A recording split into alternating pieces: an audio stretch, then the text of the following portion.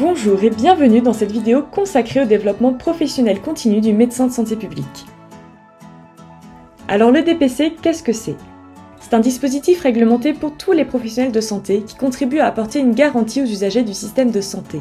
C'est une exigence éthique et légale qui vise au maintien et à l'actualisation des connaissances et des compétences et à l'amélioration des pratiques. Le DPC s'organise sur des périodes triennales. Nous nous trouvons en ce moment dans la période 2023-2025. Et il s'appuie sur 3 piliers, le respect de thématiques, de méthodes et de typologies d'action dans votre parcours. Tous les 3 ans, des thématiques sont définies comme prioritaires à l'échelle nationale. Pour cette période 2023-2025, c'est l'arrêté du 7 septembre 2022 qui définit les orientations pluriannuelles prioritaires pour la période.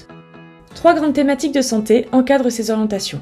L'amélioration de la prévention, du repérage et des prises en charge, l'amélioration de l'organisation, de la pertinence et de la qualité des soins, et le renforcement de la réflexion et des principes éthiques en santé. Sous ces grandes thématiques sont regroupées 205 orientations pluriannuelles prioritaires. Parmi celles-ci, 15 sont des orientations nationales prioritaires et s'adressent à toutes les professions de santé. Sur les 190 orientations liées aux spécialités, le CNPSP en a déposé 3 pour la spécialité de santé publique.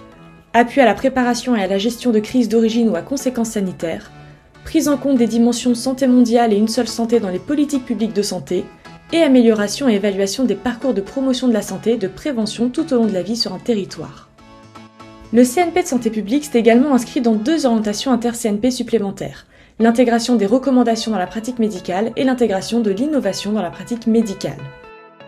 Dans votre parcours, au moins une action doit répondre à une orientation pluriannuelle prioritaire, qu'elle soit nationale ou spécifique à la santé publique. Toutes ces orientations possèdent leur fiche de cadrage opposable. Ce sont des cahiers des charges qui définissent le périmètre précis de chaque orientation, les publics visés, les attendus. Ces fiches sont davantage destinées aux organismes de DPC qui soumettent leur programme à l'Agence nationale du DPC. Néanmoins, à titre individuel, elles peuvent vous apporter des éléments clés sur le contexte ou les enjeux d'une orientation, et vous pouvez tout à fait vous appuyer sur ce périmètre pour construire vous-même une action.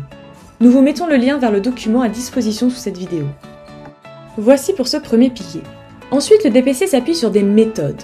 La Haute Autorité de Santé a validé plusieurs méthodes pour vous accompagner dans la réalisation de vos actions de développement professionnel continu.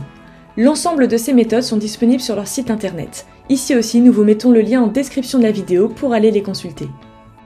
Nous arrivons sur le 3e pilier, le respect de typologies d'action. On en compte 3 différentes, les actions de formation continue, les actions d'analyse des pratiques professionnelles et les actions de gestion des risques.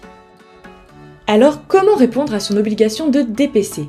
Il existe aujourd'hui 3 parcours possibles. Le parcours dit au choix, suivi et validé par le Conseil national de l'ordre des médecins, l'engagement dans une démarche d'accréditation pour les spécialités à risque, ou le parcours recommandé par votre CNP. Sur ce dernier cas, c'est le CNP qui validera votre parcours en vous remettant une attestation de conformité. Bon à savoir également, votre parcours de développement professionnel continu compte dans votre parcours de certification périodique. Nous espérons que cette vidéo vous a plu et restons à votre disposition pour toute information complémentaire. Passez une très bonne journée et à bientôt.